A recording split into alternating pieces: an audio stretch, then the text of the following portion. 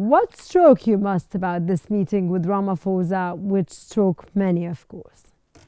Well, the meeting with President Ramaphosa was set up as a TV ambush, just like the earlier meeting with Zelensky, the president of Ukraine.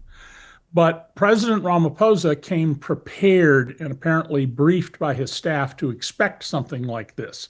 So, Donald, who has a long career as a racist, in fact, there have been formal judicial proceedings in which he has been fined for racial discrimination, put up a photo which turns out is owned by the Reuters news agency.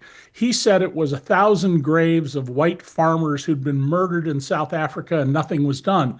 Well, in fact, they were symbolic grave markers and they were in the Congo and had nothing to do with what was going on in South Africa.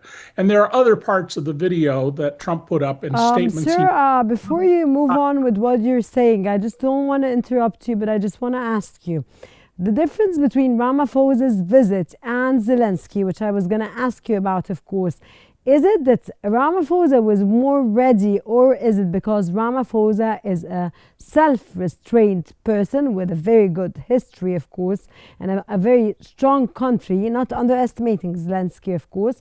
However, he is a charming, he is also well known as a charming diplomacy and a diplomat, so he had it all in his hands and he was capable of the backlash.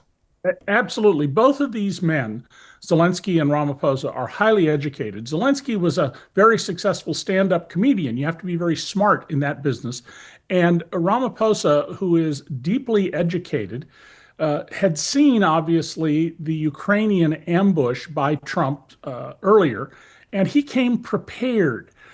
So he was able to, in fact, even get in a little dig at Trump that Trump missed, where he said, "I wish I had an airplane to give you." Exactly. And Trump didn't understand that that was a dig at him.